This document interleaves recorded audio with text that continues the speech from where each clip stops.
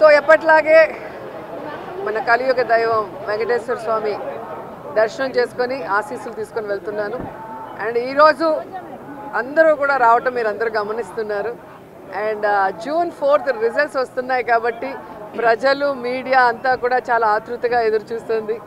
ఎవరికి కావాల్సిన స్టోరీలు వాళ్ళు వండుతున్నారు అనేది మనం గమనిస్తూనే ఉన్నాం.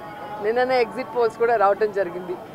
ఎవరు ఏం ఎగ్జిట్ పోల్స్ ఇచ్చినా ఎక్కడ ఏం డిస్కస్ చేసినా ఫైనల్గా జరిగేది second time Jagananna CM.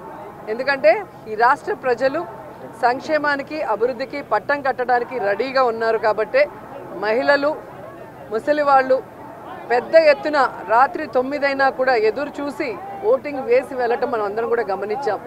So మనకి స్వాతంత్రం వచ్చిన తర్వాత ఇంత పెద్ద ఎత్తున సంక్షేమాన్ని అభివృద్ధిని ప్రజల కోసం అందించిన ఏకైక ముఖ్యమంత్రి జగన్మోహన్ రెడ్డి గారు.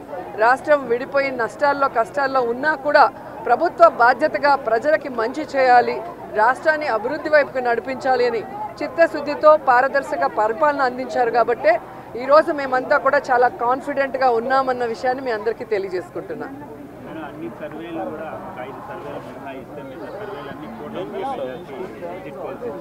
ఈరోజు కూటమి కొత్తగా పెట్టుకున్న కూటమి కాదు, ఆల్రెడీ 2014లో పెట్టుకుంది. అప్పుడైతే కొత్త కాంబినేషన్ కాబట్టి ప్రజలు ఎక్స్పెక్ట్ చేసి ఓట్లు వేశారు. కానీ 2014లో అక్కడ ఇక్కడ 2 చోట్ల కూడా కూటమి అధికారంలోకి వచ్చినా కూడా ఈ రాష్ట్రాన్ని సర్వనాశనం చేసింది. కానీ ఈ రాష్ట్రానికి ఇవ్వాల్సినది ఏమీ ఇవ్వలేదు, ఏమీ అభివృద్ధి చేయలేదు అన్నది ఈ రాష్ట్ర ప్రజలు గమనించారు. కాబట్టే ఈరోజు ఆ కూటమికి క్రేజ్ లేదు అనేది మీకు తెలుసు, మాకు తెలుసు.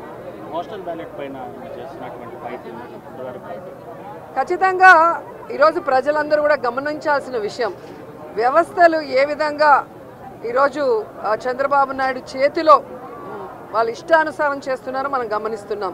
ఆ విషయాల్ని ఇష్టానుసారం ఎలక్షన్స్ అప్పుడు మార్చేయటం, అలాగే కేసులు పెట్టించడం వైఎస్ఆర్సీపీ నాయకుల మీద. ఇప్పుడు దేశంలో ఎక్కడా లేనటువంటి విధంగా కొత్త కొత్త రూల్స్తో పోస్టల్ బ్యాలెట్ని ఏ విధంగా వాళ్ళకి అనుకూలంగా మార్చుకోవాలన్న ప్రయత్నం చేస్తున్నారో మనం గమనిస్తున్నాం.